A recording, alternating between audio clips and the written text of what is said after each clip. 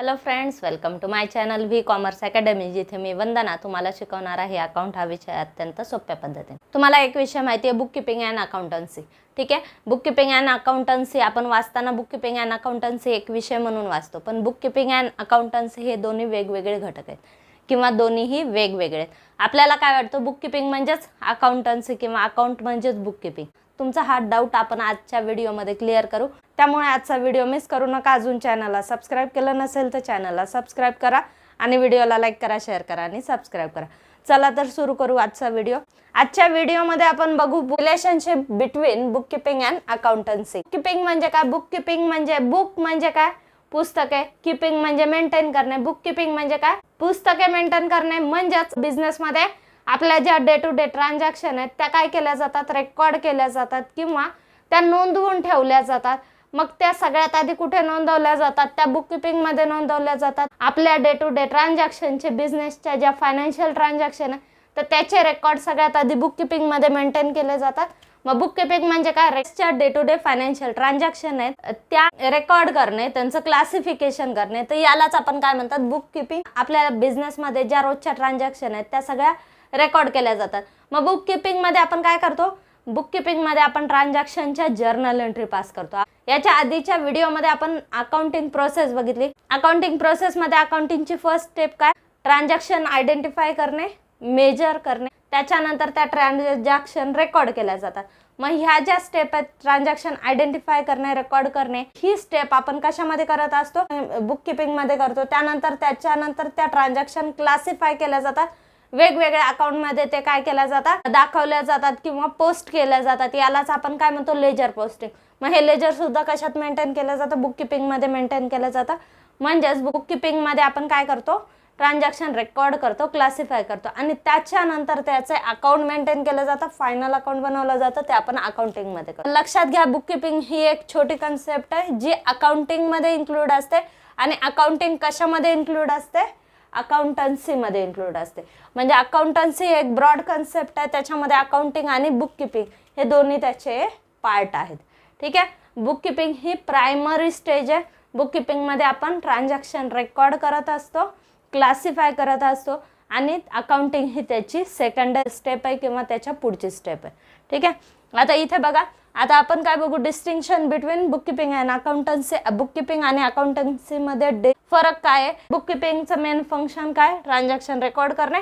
आणि accounting it is a process of summarising, analysing, communicating financial information.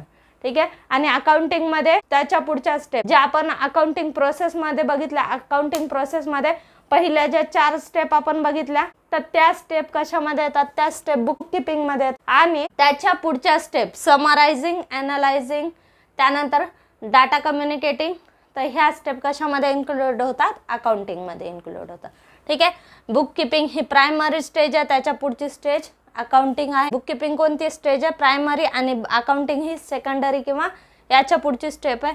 त्यानंतर function काय आहे बुक कीपिंगचं? फंक्शन फायनान्शियल डाटा रेकॉर्ड करणे हे सगळ्यात महत्त्वाचं फंक्शन बुक कीपिंगचं आहे। अकाउंटिंगचं मेन फंक्शन काय? फायनान्शियल स्टेटमेंट्स तयार करणे आणि ते कम्युनिकेट करणे कोणाला? युजर्सला। मागच्या व्हिडिओमध्ये आपण अकाउंटिंग युजर्स बघितले, तर त्या युजर्सला फायनान्शियल डाटा कम्युनिकेट कर, तर हे कशा थ्रू केलं जातं? हे फंक्शन अकाउंटिंग थ्रू पूर्ण केलं जातं।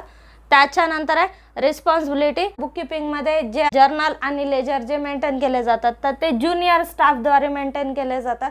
ठीक आहे, आणि अकाउंट हे कोण बनवतं? सिनियर स्टाफ द्वारे बनवले जातात। बुक कीपिंग मध्ये फक्त डाटा रेकॉर्ड केला जातो आणि तो क्लासिफाय केला जातो। त्यामुळे अकाउंटिंगचे जे बेसिक रूल्स आहेत तेवढे जरी माहिती असले तरी पुरेसं असतात, अजून डीप नॉलेजची गरज नसते। ठीक आहे, त्यामुळे स्किल नॉट रिक्वायर्ड। इथे अकाउंटिंग मध्ये फायनान्शियल स्टेटमेंट बनवणे, त्याचं अनालिसिस करणे, इंटरप्रिटेशन करणे, तर ह्यासाठी स्किल्स गरजेच्या असतात। त्यानंतर डिसिजन मॅनेजमेंट बुक किपिंगच्या माहितीच्या आधारे डिसिजन घेऊ शकत नाही. कारण बुक किपिंग मध्ये काय मेंटेन केलं जातं, रेकॉर्ड मेंटेन केलं जातं. आपण ज्या ट्रान्झॅक्शन केल्या त्याच्या जर्नल एंट्री पास केल्या जातील, त्याचे लेजर पास केले जातील. त्यामुळे या ट्रान्झॅक्शनच्या बेसवर डिसिजन मेकिंग होणार नाही किंवा या रेकॉर्डच्या बेसवर डिसिजन मेकिंग होऊ शकत नाही. अकाउंट मध्ये काय केलं जातं, अकाउंटिंग मध्ये फायनान्शियल स्टेटमेंट्स बनवले जातील, त्याचं अनालिसिस केलं जातं, इंटरप्रिटेशन केलं जातं, फायनान्शियल डाटा सोप्यामध्ये कन्वर्ट केला जातो. त्याच्यामुळे मॅनेजमेंटला डिसिजन मेकिंग करणे किंवा मॅनेजमेंटला महत्त्वाच्या गोष्टीवर डिसिजन घेणे सोपं जातं. त्यामुळे अकाउंटिंग कोणाला हेल्प करतं, मॅनेजमेंटला हेल्प करतं डिसिजन मेकिंग साठी. बुक किपिंगच्या माहितीच्या आधारे डिसिजन मेकिंग होऊ शकत नाही. तर हे झाले basic difference between book keeping and accountancy. Book keeping ही एक नॅरो कन्सेप्ट आहे किंवा छोटीशी कन्सेप्ट आहे जी कशामध्ये इन्क्लूड असते, अकाउंटिंग मध्ये इन्क्लूड असते किंवा अकाउंटन्सी मध्ये इन्क्लूड आहे. ठीक आहे. बुक किपिंग ही छोटी कन्सेप्ट आहे, ती कशाचा पार्ट आहे, अकाउंटिंगचाच एक पार्ट आहे. आणि अकाउंटिंग एक पार्ट कशाचा आहे, अकाउंटन्सीचा. ठीक आहे. म्हणजे अर्थ समजून घ्या, अकाउंटन्सी हे एक ब्रॉड कन्सेप्ट आहे ज्याच्यामध्ये वेगवेगळ्या ब्रांचेस पण येतात. उदाहरणार्थ ब्रांचेस ऑफ अकाउंटिंग, तर फर्स्ट काय आहे, फायनान्शियल अकाउंट, त्यानंतर दुसरी मॅनेजमेंट अकाउंट, कॉस्ट अकाउंटिंग. तर अकाउंटिंगचे या ब्रांचेस आहेत. अकाउंटन्सी ही एक ब्रॉड कन्सेप्ट आहे ज्याच्यामध्ये ह्या सगळ्या branches include. Branches of accounting मध्ये काय काय येतं, फायनान्शियल अकाउंटिंग. ठीक आहे, ज्याच्यामध्ये आपण फायनान्शियल स्टेटमेंट्स प्रिपेअर करतो. त्यानंतर मॅनेजमेंट अकाउंटिंग म्हणजे फायनान्शियल डाटा जिथे अनालिसिस केला जातो ज्या टूल्सच्या आधारे, आणि फायनान्शियल डाटा सोप्या पद्धतीमध्ये कन्वर्ट करून मॅनेजमेंटला डिसिजन मेकिंग साठी प्रोव्हाइड करतात. तर असे अकाउंटिंग टूल्स आपण कशामध्ये अभ्यासतो, मॅनेजमेंट अकाउंटिंग मध्ये. त्यानंतर कॉस्ट अकाउंटिंग मध्ये आपल्या प्रोडक्टची कॉस्ट किती असावी, कशी असावी, या सगळ्याचा अभ्यास आपण करत असतो. सोशल रिस्पॉन्सिबिलिटी अकाउंट म्हणजे ज्या समाजामध्ये आपला व्यवसाय उदयाला आलेला आहे त्या समाजाला आपण काहीतरी देणार लागतं. तर या भावनेतून जेव्हा व्यवसायांना सोशल रिस्पॉन्सिबिलिटी पार पाडावी लागते, तर त्याची अकाउंटिंग, कोणत्या व्यवसायाने किती सोशल रिस्पॉन्सिबिलिटी पार पाडल्या किंवा किती फंड त्यांनी सोशल रिस्पॉन्सिबिलिटीसाठी खर्च केला, किती काढून ठेवला, तर या सगळ्या गोष्टींचे हिशोब सोशल रिस्पॉन्सिबिलिटी अकाउंटिंग मध्ये केला जातं. आणि ह्युमन रिसोर्सेस अकाउंटिंग म्हणजे आपल्या व्यवसायात किती ह्युमन रिसोर्सेस आहे आणि त्याचं आपण युटिलायझेशन कसं करतोय, तर ह्या गोष्टीची अकाउंटिंग HRM किंवा ह्युमन रिसोर्सेस अकाउंटिंग मध्ये केलं जातं. तर ह्या सगळ्या झाल्या ब्रांचेस ऑफ अकाउंटिंग. एक छोटासा पॉइंट आहे जो स्पेशल घेणं गरजेचं नाही आहे. इथं फक्त तुम्हाला ब्रांचेस ऑफ अकाउंटिंग हेडिंग जरी माहिती असल्याने कशामध्ये कोणता अभ्यास आपण करतो तर एवढी माहिती पुरेशी आहे. त्यामुळे हा पॉइंट आपण इथे क्लिअर केला. आपण काय बघितलं, बुक किपिंग ही छोटी कन्सेप्ट आहे जी कशामध्ये इन्क्लूड आहे, अकाउंटिंग मध्ये.